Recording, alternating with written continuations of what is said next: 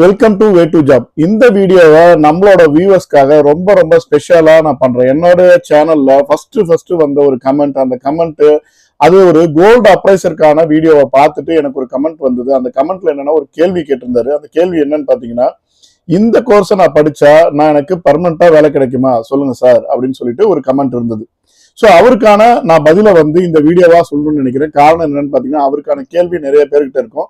So அவர் கேட்ட கேள்விக்கு பல பேருக்கு கேள்வியா இருக்கும்போது அது நம்ம பதில் இந்த வீடியோல சொன்னா எல்லாருக்குமே யூஸ்ஃபுல்லா இருக்கும். கொஞ்சம் எலாபரேட்டா சொல்லலாம், ஒன் லைன்ல சொல்லாம கொஞ்சம் டீட்டெயிலா சொல்லலாமேங்கிறதுக்காக தான் இந்த வீடியோவை நான் போஸ்ட் பண்றேன். ஸோ ஃபர்ஸ்ட் இந்த கமெண்ட் பண்ண அந்த நபருக்கு ரொம்ப ரொம்ப நன்றி.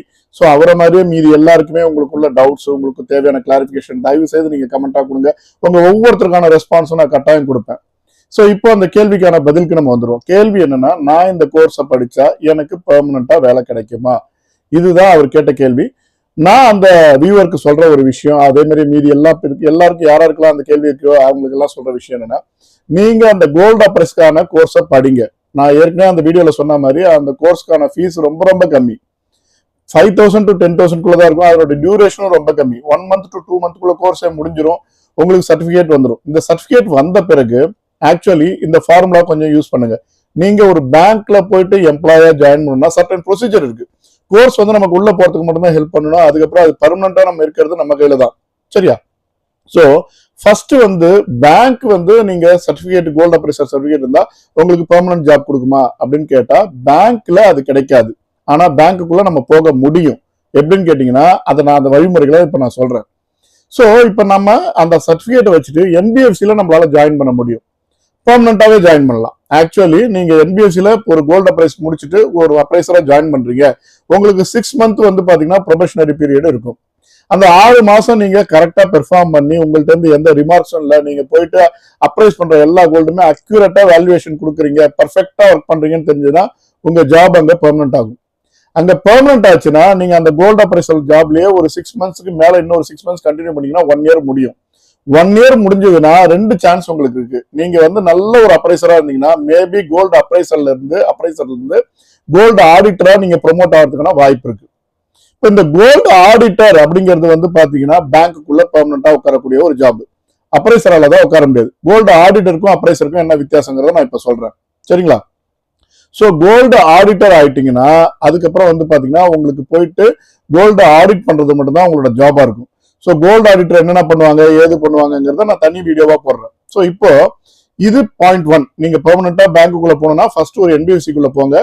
ஒரு 6 months நல்லா ஒர்க் பண்ணுங்க. அதுக்கப்புறம் அவங்க பெர்மனன்ட் ஆக்குவாங்க. பெர்மனன்ட் ஆன பிறகு இன்னொரு 6 months நல்லா ஒர்க் பண்ணுங்க, பெர்ஃபார்ம் பண்ணுங்க. ஒரு 1 year எக்ஸ்பீரியன்ஸ் இருந்துச்சுன்னா அதுக்கப்புறம் நீங்க கொஞ்சம் வெயிட் பண்ணி உங்களோட கோல்டு ஆடிட்டருக்கான அந்த இன்டர்வியூ வரும்போது நீங்க அப்ளை பண்ணலாம் பேங்க்ல. ஏன்னா 1 year experience, gold appraisal certificate இருக்கு அப்படின்னாலே கோல்டு ஆடிட்டருக்கு எலிஜிபிள். ஸோ நீங்க அப்ப அப்ளை பண்ணும்போது பாத்தீங்கன்னா ஃபர்ஸ்ட் ஜூனியர் லெவல் எடுப்பாங்க. அதுக்கப்புறம் உங்களுக்கு எக்ஸ்பீரியன்ஸ் பொறுத்து அடுத்தடுத்த லெவல் கொடுப்பாங்க. ஸோ பேங்க்ல பெர்மனண்டா போறதுக்கு கோல்டு அப்ரைசல் கோர்ஸ் முடிச்ச பிறகு இதுதான் வழி. சரிங்களா? ஸோ இப்போ இன்னொரு முக்கியமான விஷயம், சரி நான் கோர்ஸ் முடிச்சுட்டேன், எனக்கு வேலை கிடைக்குமா, கன்ஃபார்ம்டா கிடைக்குமா அப்படின்னு உங்களுக்கு ஒரு டவுட் இருந்ததுன்னா கவலையே படாதீங்க. நீங்க கோர்ஸ் முடிச்சிட்டீங்கன்னா ஸ்பெஷலா சொல்றேன், நீங்க கமெண்ட்ல நீங்க கோர்ஸ் முடிச்சிட்ட பிறகு நீங்க கோர்ஸ் முடிச்சிட்டேன்னு எனக்கு உங்க மொபைல் நம்பரோட எனக்கு கன்ஃபார்ம் பண்ணுங்க. இல்ல நான் என்னோட லிங்க்லயே நீங்க கன்ஃபார்ம் பண்ணுங்க நீங்க உங்க கோர்ஸ் முடிச்ச டீட்டெயில.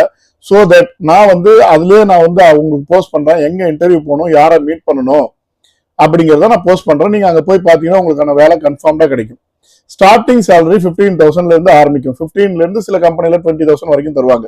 So 15 to 20,000 rupees starting salary. So இதுல எந்த டார்கெட், ப்ரெஷரு, அது இது எந்த விதமான ஒர்க், எந்த விதமான உங்களுக்கு மென்டல் ப்ரெஷரும் இருக்காது. ஸோ சிம்பிளா நீங்க டெக்னிக்கலா என்ன கத்துக்கிட்டீங்களோ அதை தான் போய் அப்ளை பண்ண போறீங்க. Job from morning to evening, அவ்வளவுதான். ரொம்ப ரொம்ப ஈஸியா இருக்கும் உங்களுக்கு. ஸோ இந்த கேள்விக்கான பதில் உங்களுக்கு கிளாரிபிகேஷன் கிடைச்சிருக்கும்னு நான் நம்புறேன். ஸோ அதே மாதிரி அவருக்கு இருந்த கேள்வி மாதிரியே நிறைய பேருக்கு கேள்வி இருந்திருக்கும், அவங்களுக்கும் இதுக்கான கிளாரிபிகேஷன் கிடைச்சிருக்கும்னு நான் நம்புறேன்.